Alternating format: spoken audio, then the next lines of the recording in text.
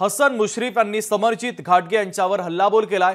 काही लोकांनी फडणवीसांचा गैरफायदा घेऊन विश्वासघात केल्याचा आरोप त्यांनी केलेला आहे। काही लोक मतदारसंघातील हवा बदलल्याचं बोलतात, मात्र नुसती अशी हवा बघत राहिला तर वाटोळच होईल।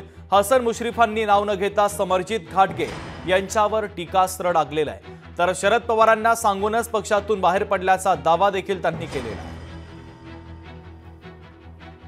एकदम म्हणजे तुम्हाला सांगतो, आणि अभ्यास तुम्ही करा, मी तुमचा अभ्यासात बसनंतर ज्ञानावर घालतो येऊन, आणि आपण अभ्यास करून एका मताला येऊया। आज काय वास्तविक हा विषय नाही, तर बाळासाहेबांनी जो विषय काढला म्हणून मी त्या विषयाला चालना दिली।